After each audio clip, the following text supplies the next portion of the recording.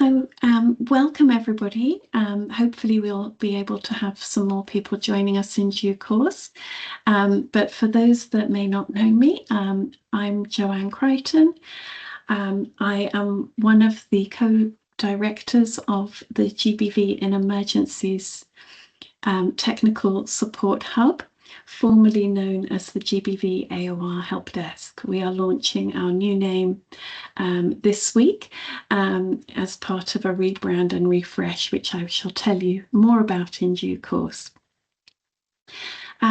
You're very welcome to our webinar, which is focused also on feminist approaches to humanitarian action. And we will be looking in depth at a specific knowledge product that was produced through the help desk, now known as the Hub. We'll have a presentation led by our senior associate, Jeanne Ward, who I'm delighted to say has joined us to present on this subject. A little bit of an agenda of how we intend to structure the event today.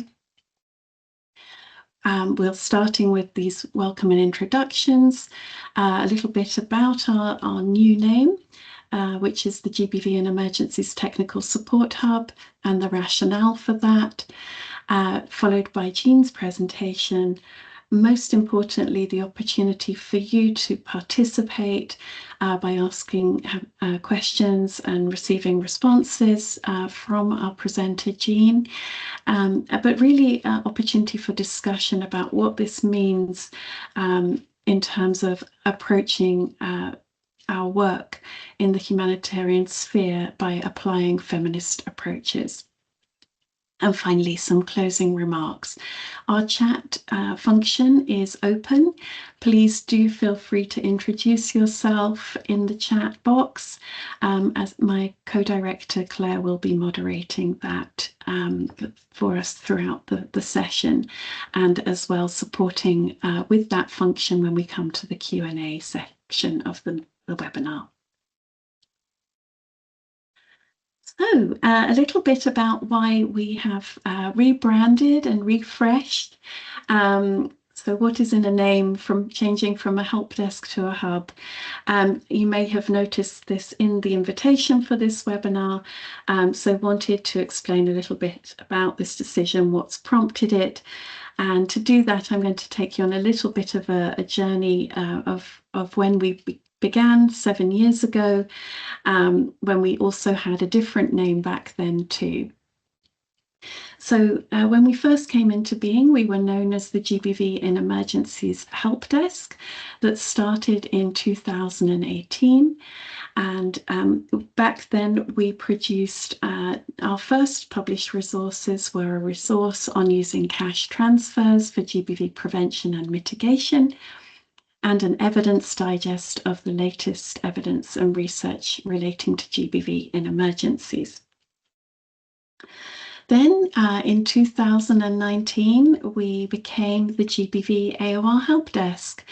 And in those early years, we produced and responded to 36 queries, and back then responded to 4 types of query. And those were short research reports, rapid program support, evidence digests and guidance notes. And most of our queries came from within the UN system, with only 14% coming from national and local actors. And rereading our report from that year, I can see that we noted our intention back then to do more to encourage local actors to use the service. And in 2025, so far, we have responded to over 100 queries, and we offer 11 types of support. And you can see those different types of support listed here. Something of note, which is to mention, is our coaching support that we provide to help orient service providers and GBV actors to GBV in emergency support, and have provided that to a number of local actors. And as you can see, since our beginnings, we've now nearly doubled the proportion of queries that we respond to from local actors. So this data really shows how the help desk has grown and changed over the years, which was what prompted us to think about a rebrand and a refresh where we are now. So we now, as I say, have reached more people, offer more services, and continue to really build out our work with local actors and being responsive to their needs. So we need a name that reflects this evolution of our service provision. So we hope that you will find that our new name is broader, more reflective of the range of services that we now provide, and puts emphasis on our aspiration to connect people and be the hub that links GBV and emergencies actors and advocates across the globe. And so we have a new tagline emphasizing that our services remain free and on demand and available to practitioners and advocates across the world as we continue our work. So in total, we have now responded to more than 650 queries, and it's thanks to those of you on the call and your wider networks. We give thanks to you for trusting us to support you, to support your service provision and the survivors and the communities that you support. We have published over 200 resources. We always seek consent from our inquirers to publish written reports or outputs that they request from us. And you can see that over 24 products have been translated into Arabic, French, and Spanish. We also have some selected resources available in Ukrainian as well. And we have provided that coaching support that I mentioned, up to which can be provided of up to 12 hours per organisation. We have provided 14 series of coaching support since we commenced that service. So moving forward, we would very much like to continue the support we provide and build on our success. So we recognise that with cuts across the sector, we know that GBV and emergencies actors have less and less support available to them. So the ability to access free, bespoke technical support, such as through the GBV and Emergencies Technical Support Hub, we believe is vital both for communities and for the well-being of practitioners and advocates. So we would really like to hear from you about what you would like to see from us in the future. To do that, you can scan the QR code that you see on the screen, hopefully. And within, if you then, once you've got into that document, you can see in the top right corner the opportunity to change the language if you prefer to complete the form in French, Spanish, or Arabic. I won't make false promises to you on big ticket items, but as I say, we would really welcome your responses and your input around what you would like to see from the GBV and Emergencies Technical Support Hub moving forward. I'm just going to pause to check the chat to make sure that everything is, oh, I'm noting that there is an error with the form. Claire, could I please ask you to check in that, check in the chat box and see if you can help Courtney to resolve that issue? Thank you, Claire. I will leave this slide up for a few more moments to hopefully whilst we try to resolve that challenge. But in the meantime, please allow me to say that I'm delighted that on our first outing as the GBViE and Emergencies Technical Support Hub, that we're presenting one of our very timely products on feminist approaches within humanitarian action. So Jeanne Ward, who is a co-author of the paper with Jule Voss, will be taking us through that paper, and then at the end there will be the opportunity to have space for connection and to hear your reflections. I'm going to just check the chat one more time. Some people are finding that the form is working for them. Some others are still facing a challenge. So it may be that Claire may be able to email you with a link to a different form, Courtney. Hopefully we can resolve that offline. I will stop sharing this slide now just to enable Jeanne to now share her screen, hopefully. And Jeanne, does that work for you if you are able to present? Yes, I can see your slide. Just checking for participants. If you could let us know in the chat if you can see Jeanne's presentation, we'd appreciate that.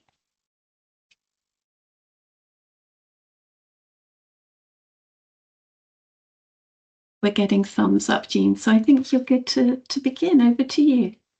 Okay, great. Thank you so much, Joanne. It's really great to be with you all today, and it's wonderful to see familiar names, if not faces, on the attendees list. So thank you so much for joining us. This is an exciting time for the GBViE Technical Support Hub. I've been with the help desk since its inception, and I'm excited for all of us at the GBViE Technical Support Hub and for the wider GBV community about this transition. And I'm also really happy to take this opportunity to present a guidance note that was supported by the GBVAOR help desk and gave an opportunity for Jule Voss and me. We have can you guys hear that? I think yes, we have. I can hear. Do you think it's a translation person? No, Isa, it's someone that we can hear who's talking, I think. It may be a translator. It's I think I've managed the situation, Jeanne. I think okay, you should be good to continue. Okay, great. So I was just saying it's a really, Joanne said it's timely to be presenting this guidance note. The guidance note was conceived in collaboration with the help desk, but also with the co-author Jule Voss, to consider the question about whether a feminist framework for humanitarian action could hold the potential to help the humanitarian system better meet many of its priorities. So the guidance note really focuses on not so much how we bring a feminist approach to our work on GBV, but how can we learn from our experience working in GBV and the importance of feminist approaches in order to improve the entire sort of humanitarian response system. So that's what we wanted to reflect on in the guidance note. We were supported by individual interviewees. Some folks who are on the call today provided feedback on this guidance note. We also received feedback from the Humanitarian Collaborative at the University of Virginia, and we partnered with COFEM to have the Coalition of Feminists for Social Change to have consultations with COFEM members about the content of the guidance note. So the guidance, the content that I'm going to describe to you is not necessarily new, but it is organized for a help desk audience. And we really tried in the guidance note to consider how to operationalize some of the recommendations that the guidance note makes. Um, and we feel like now, at this, what is really, I think we all feel is a very turbulent time for the GBV and emergencies field. It's really more important than ever to promote and even insist on feminist approaches in humanitarian action. So just to give you an overview of the content of the guidance note, we're not going to go through it in great detail today, but just to let you know uh, what the guidance note covers, and then we'll discuss some content of the guidance note in the presentation. The guidance note starts with a reflection on what is feminism, and in particular, looking at the rise of international feminism. It talks about some of the core principles of feminism, and then goes into a review of sort of the evidence of what the benefits of feminism are, not only to women and girls, but to entire communities and societies. What do we know empirically about the value of feminist approaches? Then the guidance note goes through a review of feminist principles and how or feminist approaches and how they've been actualized within the UN system. It moves on to speak to the relevance of feminist principles to humanitarian agendas, and then looks at some of the barriers to promoting feminist principles in humanitarian action. These barriers were identified through our key informant interviews and through our focus group discussions. And then it has the guidance note closes with a few recommendations about how to build out feminist ways of working in humanitarian action. And just with the recommendations for the guidance note, it's important. We wanted, as I said before, we wanted to provide specific ideas about how to operationalize some of the recommendations from the guidance note. So the guidance note is a beginning for thinking about operationalization, but also it's a kind of call to action for all of us to be advocating for more feminist ways of working. So let's think about that a little bit more. So the guidance note underscores the fact that feminism isn't a single idea.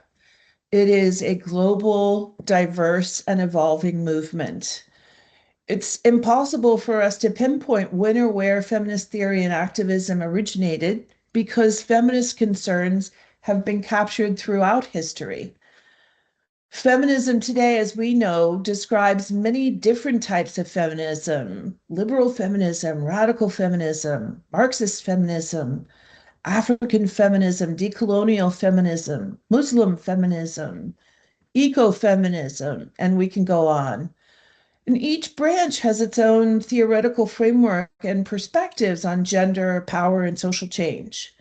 But despite this diversity, it is possible to identify some basic principles that are core to a wide range of feminist theory and activism. The key informants for this review, for our guidance note, repeatedly came back to some central concepts related to feminism and feminist approaches. These concepts or tenets address the what of feminist actions. What is it that feminism hopes to achieve to eradicate oppressive systems and build structures and societies that benefit all? These principles, these core principles, tend to drive feminist efforts to disrupt the status quo and to increase understanding about systemic injustice. They inform our feminist advocacy about trying to create lasting societal change. So some of these principles are transforming unequal power relations between men and women, ensuring representation and leadership of women and girls, promoting bodily autonomy and rights of women and girls, ensuring safety for women and girls, taking an intersectional approach, and promoting social justice for all oppressed groups. So, bearing in mind these sort of core principles that are shared across many different types of feminisms, we went on to look at what is it that feminism or feminisms, what are the benefits of feminist advocacy and feminist approaches, feminist ideas. And in fact, there's research, and we in the GBV world tend to, know this, but there's research across the world that provides fairly widespread evidence that feminism can benefit not just women and girls, but entire communities. There have been numerous studies to show a strong correlation between gender equality and positive economic development. We have seen empirically that feminist approaches can lead to improved health outcomes, particularly in areas such as reproductive health and, of course, in GBV, addressing GBV. We have seen that feminism supports more effective political representation and policymaking. It promotes the inclusion of diverse voices and experiences in decision-making processes. And then feminism supports social stability. We have evidence that more gender equal societies are more peaceful and less prone to conflict. And of course, this is very central to humanitarian action. So for me, one of the biggest takeaways from the paper was a reminder about how the UN is already committed to feminist principles and has actually made significant progress in advancing agreements and conventions on women's rights over the last decades. I know that we often in our trainings, in our advocacy, we draw on some of the work of the sort of international feminism that's come up through the UN and with support of the UN, but taking an opportunity to sort of pull back and really look at these decades upon decades of work was a very interesting process for me, even though I'm deeply embedded in the work. And I think the reason why it was so interesting for me is because over the course of my career, I'm working on gender-based violence, primarily in humanitarian settings. There have been many times where I have been discouraged, or people I've worked with have been discouraged from specifically referencing feminist approaches. And actually, these kinds of approaches, feminist theory is deeply embedded in UN systems. And so that's just something as advocates that we want to remain aware of. We have CEDAW, we have DVAW, we have the Beijing Platform for Action, all facilitated by international feminist activism. And of course, all of the UN agencies and their implementing partners are responsible for supporting the uptake of these feminist-informed UN resolutions and conventions, these goals and agreements. Some UN agencies explicitly draw their mandates from these conventions and resolutions. And other UN agencies may not draw their specific mandates, but they have feminist-informed frameworks at their core. So overall, international feminist activism through the UN system, and of course, this is practically and ideally together with and in support of local, national, and regional feminist activism, has contributed to advances in women's rights globally. We have seen that the CEDAW Treaty, for example, has contributed in countries across the world to improve citizenship and inheritance rights for women, to increase political participation and adoption of laws on gender equality and violence against women. The research indicates that legal barriers to women's educational, economic, social, and political participation have significantly improved around the world over the last 50 years, in part because national laws are aligning themselves more closely to international standards of equality of rights that have been promoted by the UN and by international feminists working with support of the UN system. Having said that, it's really important if we are sort of thinking about how to advance more feminist approaches within the humanitarian system to really learn from critiques of the work of international institutions, particularly the UN system, in advancing feminist activism. Concerns have been raised, for example, about the dominance of Western feminism in the UN's articulation of key concerns and priorities, as well as a liberal feminist approach that seeks to integrate women more fully into existing male-dominated structures without fundamentally transforming the structures themselves. Additional critiques have emerged in relation to the effectiveness and efficiency of funding localized programming for women and girls via UN entities. So it's important to learn from these critiques as we move forward to advance feminist principles in humanitarian action.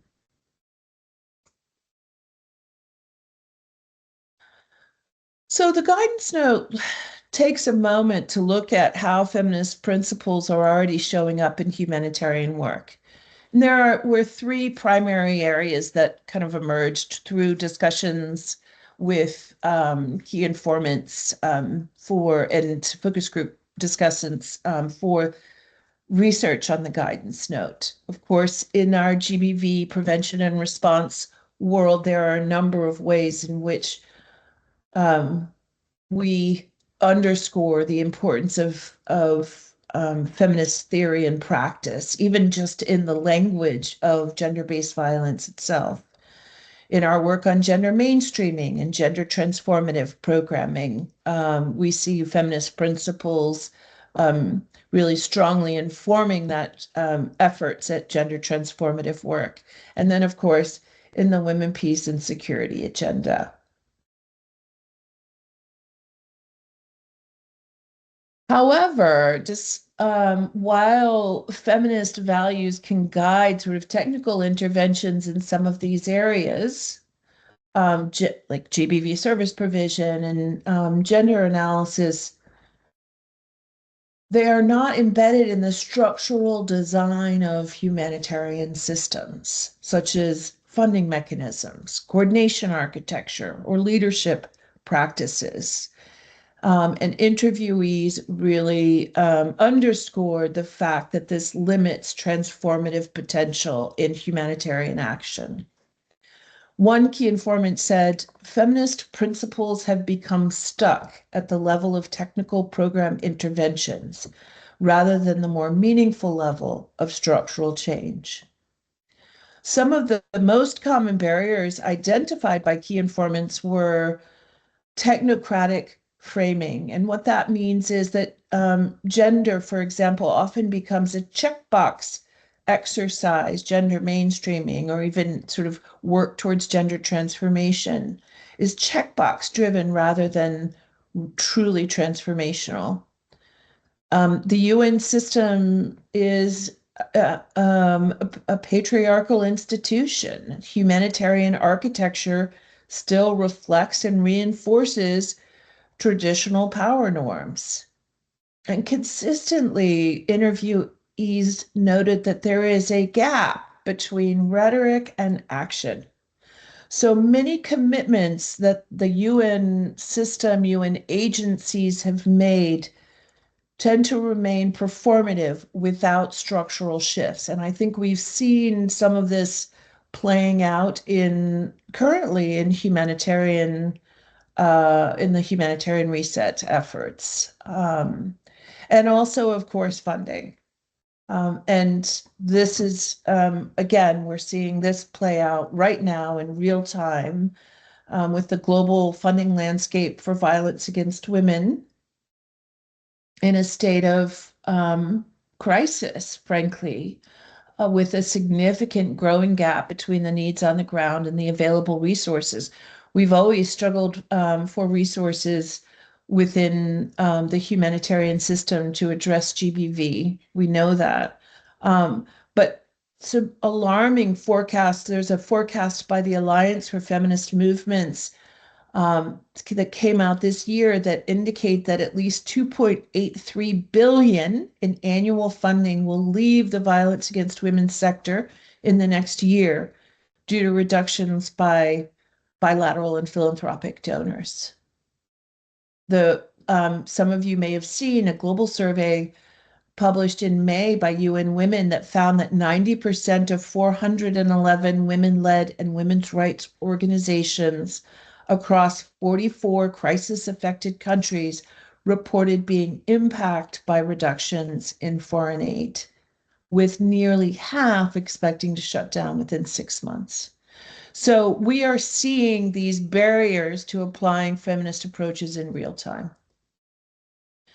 So it is more important than ever for us to be able to articulate and argue for the many advantages of feminist approaches, especially within the broader humanitarian response, because these feminist approaches are already aligned with key humanitarian thematic agendas. So feminist principles are linked to many of the broader humanitarian goals and approaches. And a more explicitly feminist approach across the humanitarian system might actually increase success in these areas.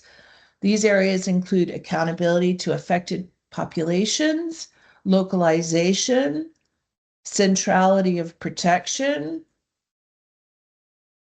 building out the humanitarian development peace nexus, and improving humanitarian data processes and systems. So feminist principles and approaches can support the realization of some of these core thematic agendas in humanitarian response. But the paper argues that if we're going to maximize feminist approaches to improve the humanitarian community's ability to meet its core priorities, we need to focus more on our ways of working. So, and when we say that, we need to sort of pause and recognize that humanitarian response may never be inherently feminist due to its colonial history. There's someone who's on the call today who really emphasized this for me when we did our interview for the guidance note, and I just want to appreciate you for that. But even if we can never be a feminist humanitarian response, we can promote strategies, utilize strategies, uplift feminism to improve humanitarian response.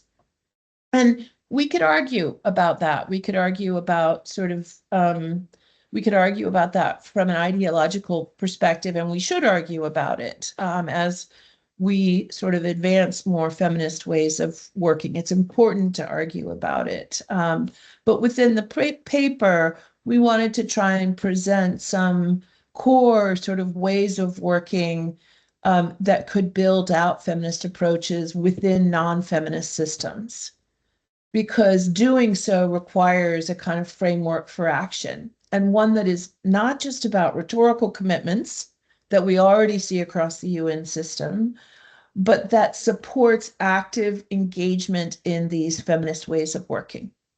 So these ways of working are not going to be new to many of you, but it's just a process of kind of consolidating them, like prioritizing local knowledge, agency, and leadership, uplifting relational learning, collaborative and reflexive processes, and local, regional, and global feminist networks, promoting and practicing accountability, ensuring authentic participation, expressing empathy and maintaining humility, promoting self and collective care, and committing to transparency.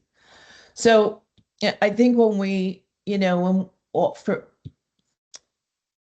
when we look at the humanitarian reset, it is very legitimate for us to question to the extent to which these ways of working have been actualized.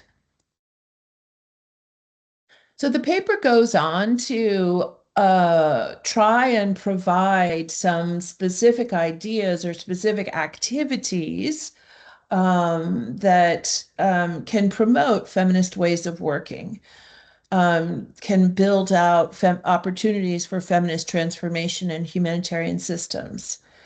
The approaches were really drawn from recommendations that have come out previously in literature, but also from the key informant interviews. And they tend to consolidate around 3 areas, or the information in the literature and from the interviews kind of consolidated around 3 areas. And these are humanitarian leadership, humanitarian coordination, and humanitarian donor engagement. The literature and the key informant interviews, the focus group discussions really illustrated or emphasized these areas and the fact that they're interconnected and really crucial for shifting to more feminist ways of working in the humanitarian system. So in the interest of time, and because we want to make sure to give people the opportunity to kind of reflect on how we move forward to advance more feminist ways of working in the broader humanitarian system, we're not going to go through each of these areas specifically and enumerate the recommendations from the paper.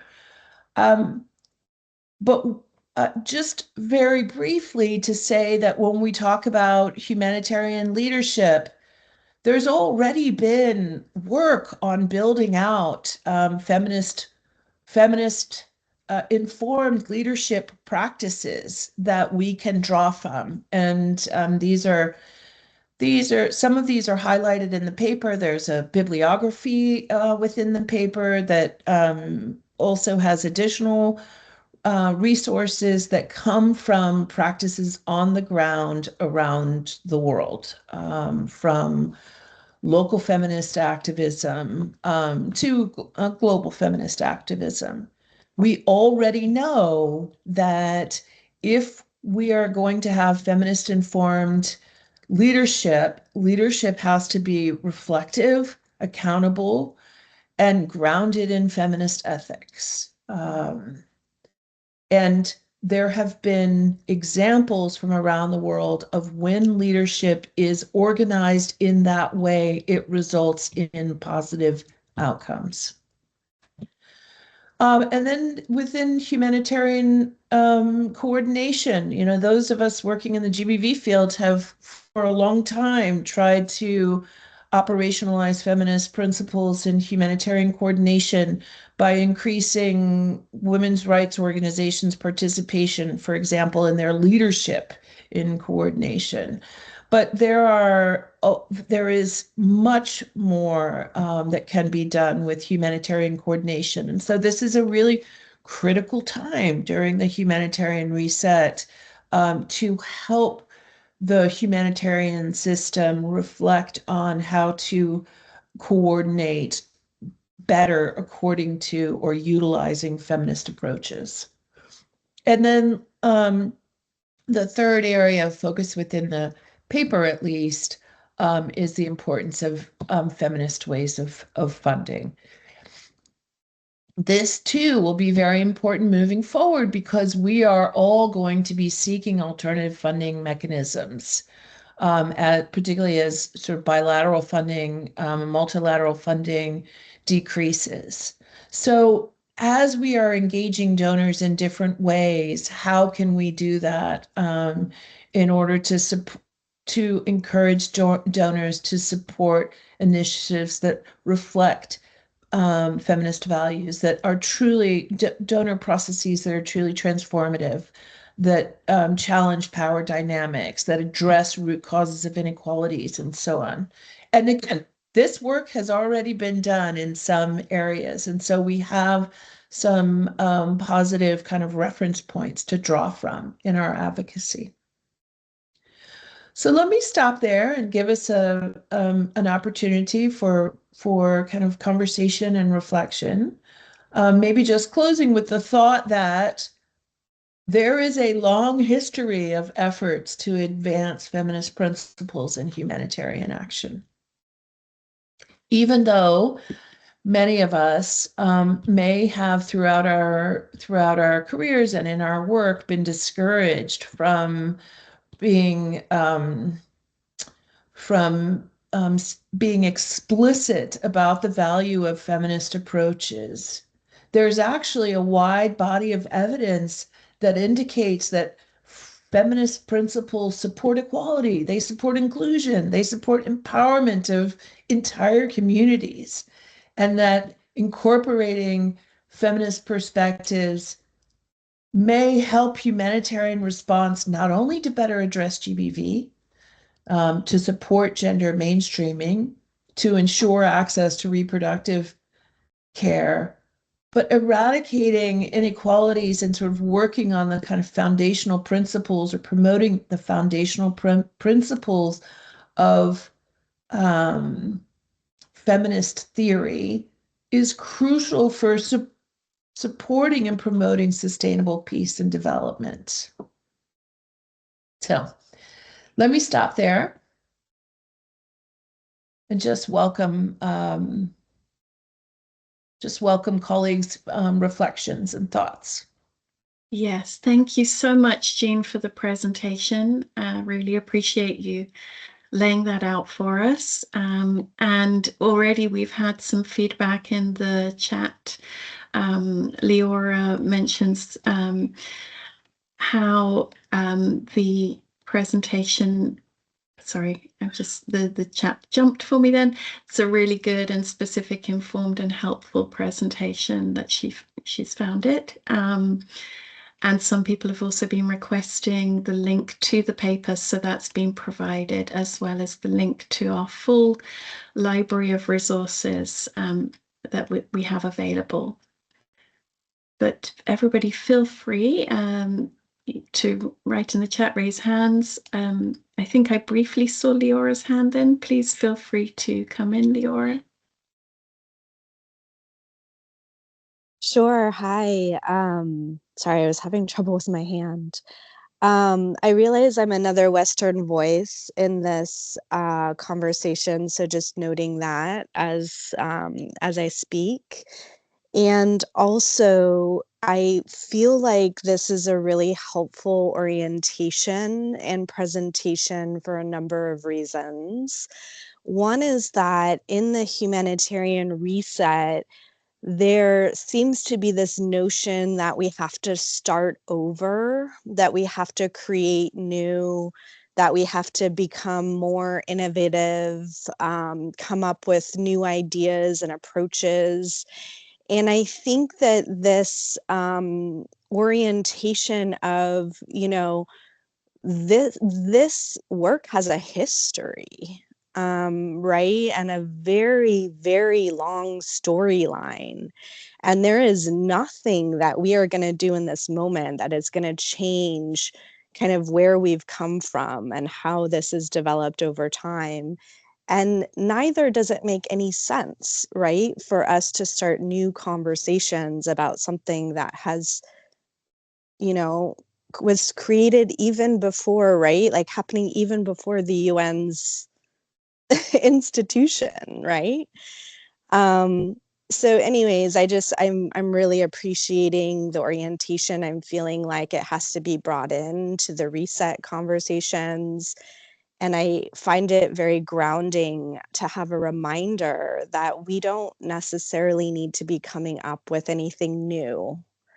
That there were women that come before us, that the storyline is way bigger than us. And what is happening in this moment is part of that. So thank you so much. Thank you, Laura. Leora, we really appreciate your reflections and wholeheartedly agree there. Jeanne, is there anything you would like to add? So maybe just one point.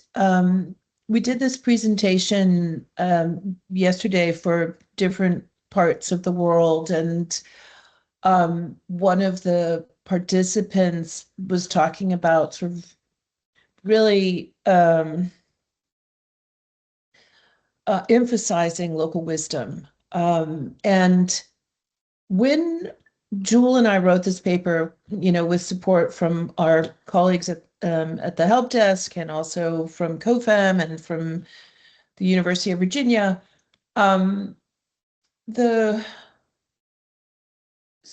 what we really wanted to arrive at were some ways to operationalize the ways of working that kind of express these core feminist principles and approaches.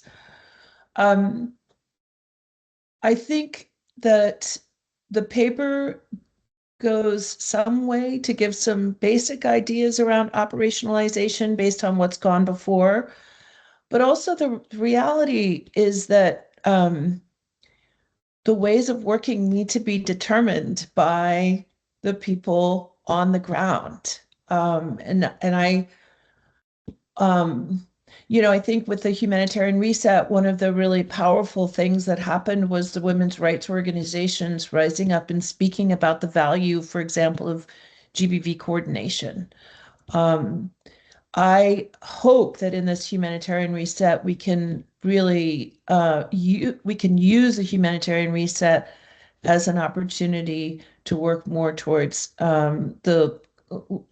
towards localization and towards promoting the wisdom of communities and really drawing from communities, women's rights activists, women's organizations on how we do more, how we promote more feminist ways of working within these broader humanitarian systems. Let me just stop there. Thank you, Jeanne. I see Najma Khan has her hand raised. Please feel free, Najma. The floor is yours.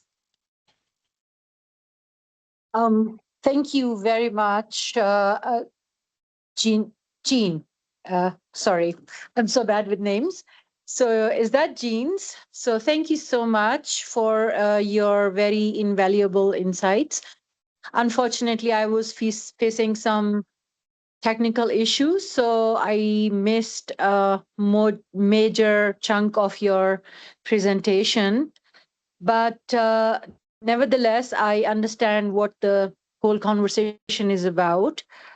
I am a GBV practitioner or AOR working in Afghanistan. And my question would be, it's more operational. And I mean, I'm sure you all know with the challenges that we are facing here with regards to women's presence in any kind of public sphere and the bans and movement restrictions. And currently there are bans. Women cannot be heads of any agency, organization, etc. There is a ban on public or community engagement, mobilization, focus group discussions, or any sort of engagement with the women. So in an environment like this, where even the service providers, they shy away from literally telling that they are providing these services, and we have a really kind of sketchy referral pathways how do we ensure that we not only reach out to those voices and integrate them in our programming and decision making, but how to just listen to those voices and how to empower them and reach out to them. So this would be my question. Thank you so much.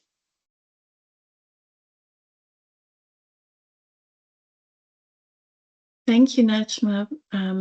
Very important intervention there from Jeanne. Would you care to respond? So, Najma, I think I would just ask a question of what, I feel like you have expertise around the struggles that you are managing. What is it that the broader community can do to support your ability to, you and your colleagues' abilities to address these challenges? It's so important right now at this time, and has always been important for us to work together as a community. And I think, even with the humanitarian reset, we have to remember how strong the GBV community is. So my question would really be about how do you think that we can support you, and how do we build systems that allow us to support you more effectively?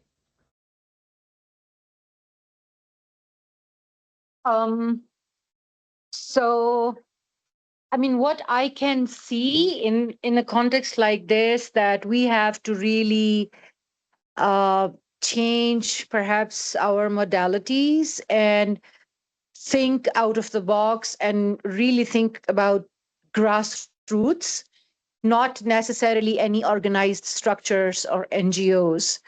And that's one thing that I always feel has been missing from the conversation, especially at the organizational levels. Our focus is women-led or fully fledged organizations, whereas there are these small underground networks, quiet networks that we need to tap into. And I know it's a very, very challenging task, and it needs a lot of work, starting from building that trust, and then to be able to really help and enable them and build their capacity. So I think that the organizations and experts, they really need to advocate for that and put this in the center, in the heart of it, that when we talk about women, we might not see those formal structures or that visibility, and we don't just stop there and we say that it's not possible. We just go a step or many steps ahead. So that's something that I'm seeing. I'm not saying that this is what we are doing, unfortunately, yet, but I am someone who wants to start this conversation and be the advocate for that, and just call everyone to get down and get their hands dirty. Thank you. I mean, I hope I answered to some extent your question. Yeah, that's all.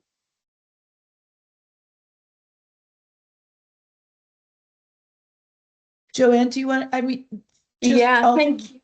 I'll say one quick thing, which is that I have a feeling Joanne is going to jump in here and say, this is so important to the GBViE Technical Support Hub, what you have said, Najma, and sort of the ability of the Technical Support Hub to support you. And that's, hopefully what's so exciting about this transition is that our capacity to support you will expand. So I don't want to put words in Joanne's mouth, but I just really felt like you were going there. I wanted to really emphasize it as well.